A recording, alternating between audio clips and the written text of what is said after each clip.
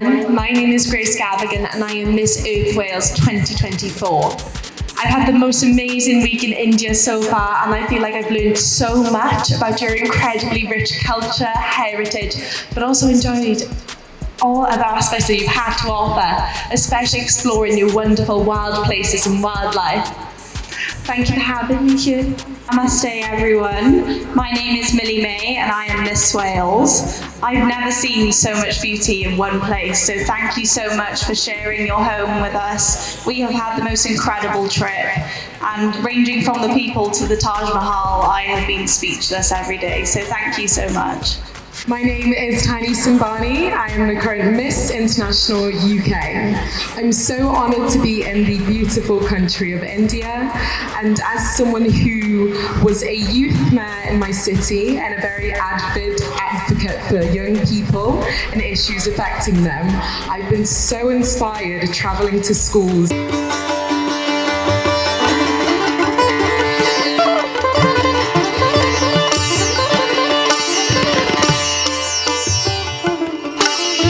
इस वक्त हम हैं शेरोज़ कैफ़े में और यहाँ पर एक बेहतरीन प्रोग्राम का आयोजन किया जा रहा है और इस आयोजन में हम आपको बता दें कि क्रिस्टीना चौक जो कि एक मिस यूनिवर्स रह चुकी हैं 2024 की, तो आइए उनसे बात करते हैं और जानते हैं कि आखिर वो इस प्रोग्राम के बारे में क्या कहना चाहते हैं। First of all, ma'am, congratulations for this huge title. Thank you so much. Oh, namaste, everyone. So lovely to be here, and thank you so much for taking the time to speak with me. Definitely. I want to say, as we Indian make a statement, incredible India. So you think we are justifying this? Absolutely. I am of British and Filipino heritage, and the warmth and the hospitality and the love that you have for your culture and the experience that you share with people outside of your nation is huge. And I just think if you're able to extend that sort of love, you can only describe that as incredible. Tell me something about Indian food. Do you like it? It is very spicy. And I love spicy food. So I am delighted. So here in Shiroz Cafe, as you know, that the acid attack victims work for their livelihood. So what do you think about this? I think it's incredible. I mean, it is not easy to have went through such a tragic affair because they haven't done anything wrong. The blame has been placed on them for no reason, and it really should be the attacker that is taking that responsibility, but they have to deal with it, and it's the rest of their life that's affected. So I think Shiroz and the Cham Foundation have done an incredible job to not only support, protect, but they are empowering these women every single day. Actually, this is very inspiring that they are coming from the this type of which basically destroys many lives, but inspired that they are working for their livelihood. This is inspiring. Absolutely, it's incredibly inspiring, and I just think I wasn't sure what to expect. I have been watching afar the Shiroz for many years because this hasn't been the first attempt or the second or the third, or this is my fourth try at Miss Universe Great Britain, and we've had the partnership with Shiroz hang out for 8 years. And so to meet them in person, to hear their stories, but not from a place of sadness. They have taken their story and they've turned it into power, and only an incredible woman can do such a thing, and I have so much to learn. As we see today, there are many incidents related to body shaming. So, do you think that it is very bad for the society?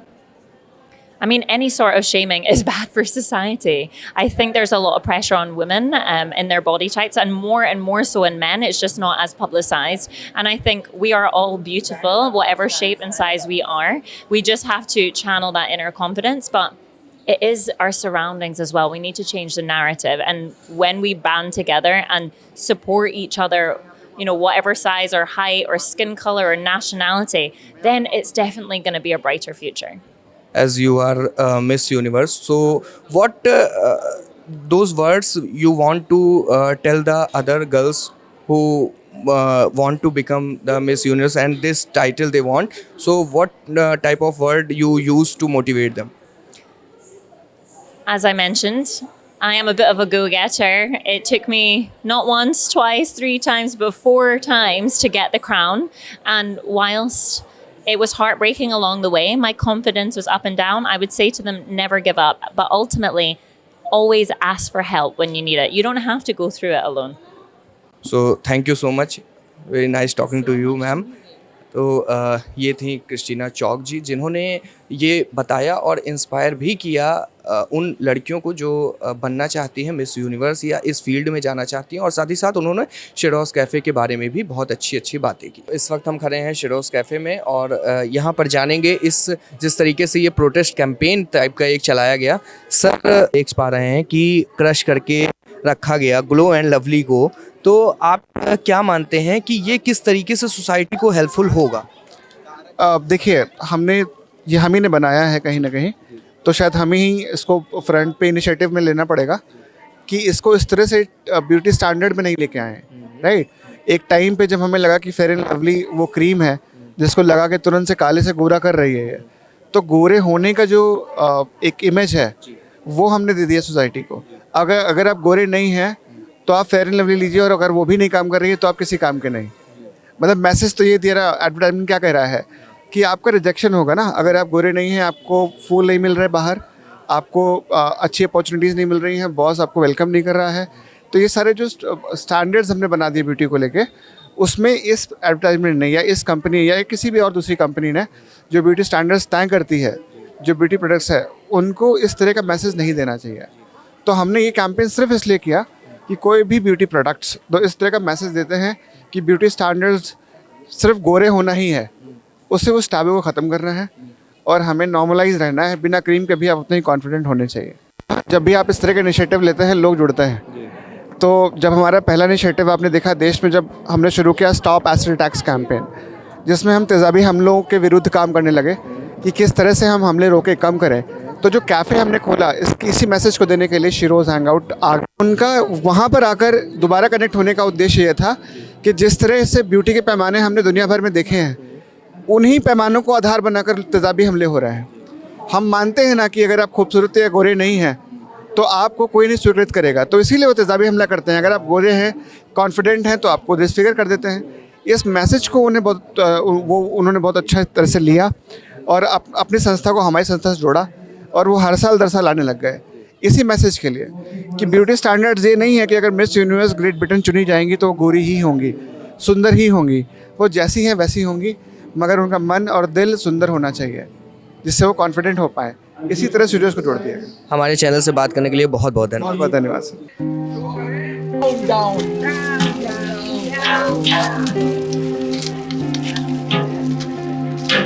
Racism down, down, racism down, down, racism down, down, color superiority down, down. So ma'am, please tell us about this protest.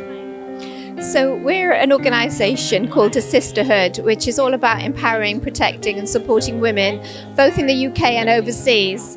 And one of the biggest challenges facing women is this idea that we have to conform to certain beauty standards. And the most heinous expectation is to believe you're only beautiful if you have a certain colour skin tone. And we're here today to tell you, as a group of women from all backgrounds and all cultures, that all skin colours are beautiful. And these products that would suggest otherwise, that put pressure on women to be fairer than they are, well, we believe they belong either in the bin or in a museum, but they certainly don't belong on the skin of a woman. Thank you ma'am, thank you so much. क्योंकि मैं बिल्कुल काली हो गई, मुझे जब से ही ये cream बिल्कुल नहीं अच्छी लगती है।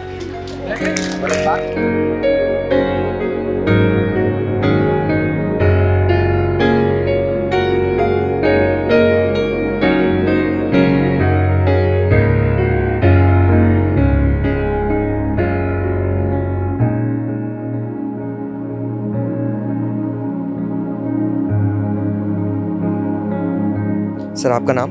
मेरा नाम आलोक दीक्षित है और मैं शीरोज़ से हूँ। तो आप चूँकि सर शिरोज़ से ही हैं और यहाँ पर आज एक कैंपेन चलाया गया, वो उस कैंपेन के बारे में सर थोड़ा बताइए। देखिए, आज की जो ईद थी वो बेसिकली इस बारे में है कि जो भी समस्या आज हम देख रहे हैं, आज देख रहे हैं कि महिलाओं पे एसिड अटैक होते हैं या महिलाओं के साथ और तरह के क्राइम होते हैं, या आप देखेंगे कि महिलाओं को रोज़ रोज़ में भी उनकी सांवली स्किन के लिए, अगर उनका शरीर कहीं अगर प्रेगनेंसी के बाद वो थोड़ी सी मोटापा बढ़ जा रहा है, उसको लेके बहुत टैबू बना रखा है। यहाँ तक कि बहुत सारे लोग सुसाइड भी कर लेते हैं, बहुत सारे लोग डिप्रेस भी हो जाते हैं।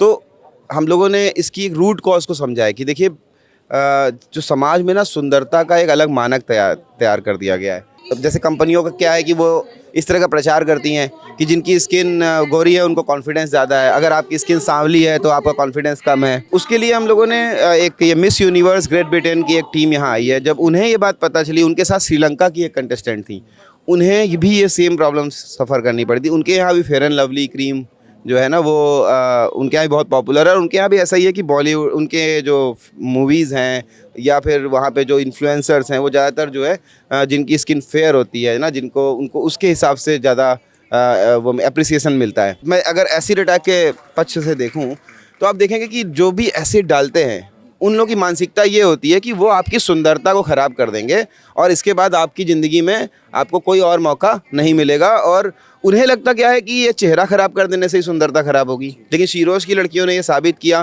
कि चेहरा कुछ भी नहीं है। आपका चेहरा ख़राब हो जाए लेकिन अगर आप में हिम्मत है तो आप दोगुने सुंदर लग सकते हैं, लोगों को ज़्यादा पसंद आएंगे। सर, जिस तरीके से हमने देखा, फिर चाहे वो बेरोज़गारी का मुद्दा ले लें, महंगाई का मुद्दा ले लें, ऐसे तमाम मुद्दे हैं जिसे लोग बराबर सरकार के पास ले जाते रहते हैं।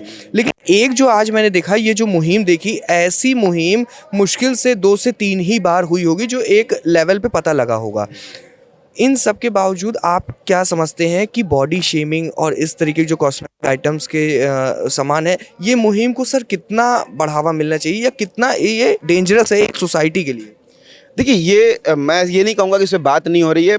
दुनिया में इस बारे में बहुत सारी बात हो रही है और बहुत सारे बदलाव आए। यहाँ तक कि फेयर एंड लवली क्रीम ने भी अपना जो प्रचार का तरीका है वो बदला है, उन्होंने अपने नाम में ही बदलाव किया है, ग्लो एंड लवली। जी जी। तो ये जो एक बुनियादी जो वही है कि ये इस तरह के प्रोटेस्ट लगातार होते रहने चाहिए, अपनी बात लगातार कहते रहने चाहिए। और कितने खतरनाक है आपने पूछा तो वाकई बहुत खतरनाक है, क्योंकि एक बच्ची जो इस दुनिया में पैदा ही हो रही है उसकी इसमें कोई गलती नहीं है और वो जब बड़े होती उसको ये लगातार सुनना पड़ता है। मेरे ख्याल से हम सब के घरों में बहनें हैं, हमारी माएँ हैं, हमने उनके दर्द को हम समझते हैं, उन सबको ये सहना पड़ा है। उन सब ने प्रयास किया है कि मैं थोड़ी सी गोरी दिखूं, है ना। लड़कियों की शादियों से लेके हर एक जगह किसी लड़की का स्किन टोन अगर डाउन है तो उसकी शादी में दहेज ज़्यादा देना पड़ता है, ऐसा माना जाता है।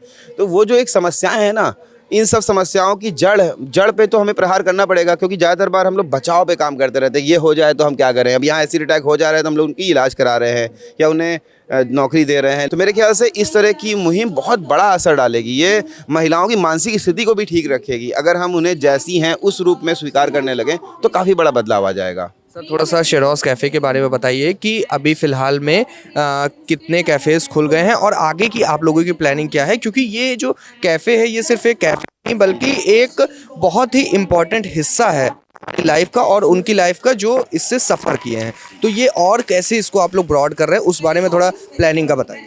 देखिए, शीरोज़ कैफ़े मैं कहूँगा एक प्रोटेस्ट की जगह है, एक विरोध में हमने एक कैफ़े ओपन किया था उस सामाजिक सोच की जो कहती थी कि एसिड अटैक सर्वाइवर्स को नौकरियां देने से लोग हिचकिचा रहे थे कि उनके यहाँ बिजनेस पे कोई असर पड़ जाएगा, या जैसे वो अगर स्कूलों में वापस पढ़ने जाना चाहती थी तो लोगों को लगता था कि नहीं है, स्कूल में बच्चे डर जाएंगे, उनका माहौल ख़राब होगा। और हम लोग का प्लान यही है कि हम लोग न सिर्फ अपनी तरफ से भी रोज़गार के अवसर क्रिएट करें, बल्कि हम लोग लगातार कंपनियों के टच में हैं। अभी बहुत सारी कंपनियां लोगों को जॉब दे रही हैं। तो शीरोज़ वो हिम्मत देने का काम करता है और साथ साथ बहुत सारे रिसोर्सेज भी यहाँ पे ये ओपन जगह है, यहाँ से बहुत सारे लोग जुड़ गए हैं, आप जैसे तमाम लोग वहाँ से जुड़ गए जो अपने स्तर पे भी बहुत कुछ बदलाव लाने की कोशिश करते रहते हैं। सर, हमारे चैनल से बात करने के लिए बहुत बहुत धन्यवाद। आपने इतना अच्छा इंटरव्यू दिया।